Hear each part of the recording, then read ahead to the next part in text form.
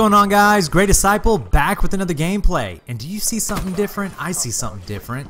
You may notice that this is actually not my gameplay in the background.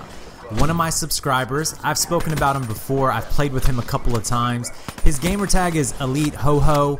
His YouTube channel is Gaming with Rocco. Well, we stay in touch, and we've been talking about different guns that we've been working with here, and I've been focusing primarily on the ARs, like the KN44, the HVK, the ICR, the Man of War. Well, he's been messing around with some of the combinations on SMGs.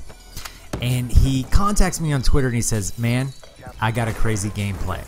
Now, normally I wouldn't do a double upload, but if you saw my upload earlier today about this comeback and my score line in the second half, and I was completely excited because 79 kills in one half. I also mentioned how I was playing a couple weeks back with Mighty and Christ, and he dropped 77 kills in the first half of Nuketown on a domination game.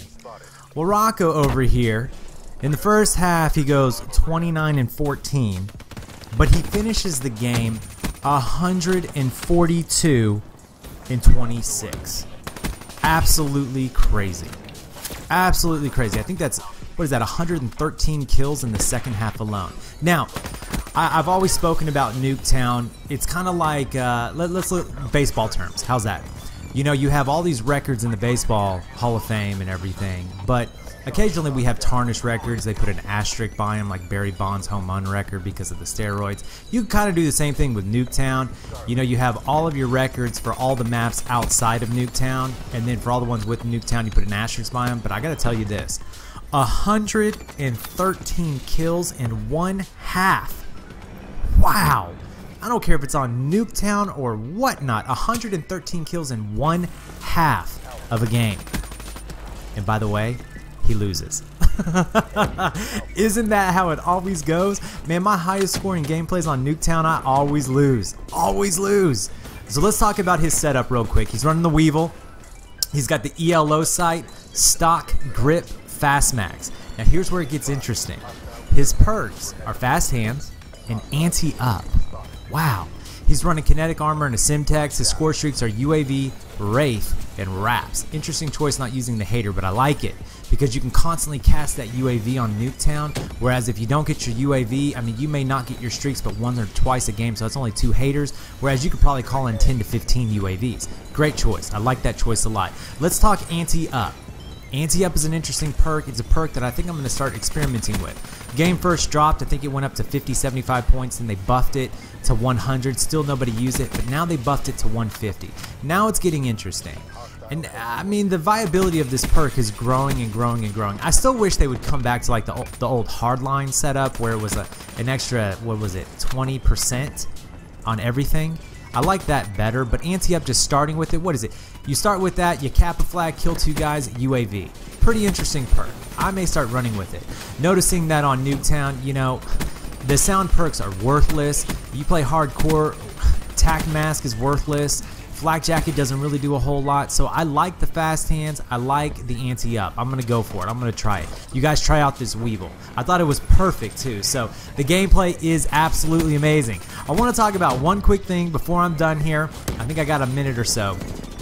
This whole thing with Infinite Warfare, and you can purchase this COD4 Remastered. Everybody needs to just slow down just a little bit. I know you all are getting this nostalgia. Now, I only played COD4 campaign. I had no idea what online multiplayer was. I didn't even know what Wi-Fi meant back then, which is a whole nother story, okay? But you guys are about to pay a lot of money for a game that is so past its prime. I mean, the movement on that game is going to be slow. The graphics are going to be subpar. I don't care if they're quote-unquote remastering it. You guys think a lot of people are going to go back and play this game. I completely disagree with you. Completely disagree. I know that there's this loyal following back on PC, and some people still play on the Xbox 360 and PS3 and maybe go back to that game. But to think that just because they remaster it that everybody's going to play that, I don't think so.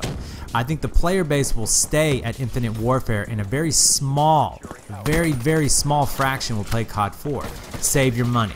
there are going to be a lot of used copies on the market. And I know you guys may not believe me. I know.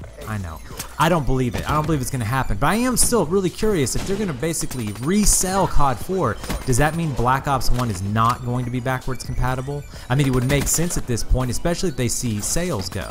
I mean, you got the base game is 60. You add in COD 4, now you're at 80. You want the season pass on top of it, now you're at $100 for the game? I mean, come on, guys. This is getting a little ridiculous, man. If y'all keep on spending your money like this, they're not going to stop. I mean, you're showing this company that you're willing to do any and everything to continue on in this nostalgia field, okay? So I think everybody should slow way down and expect many used copies on the market.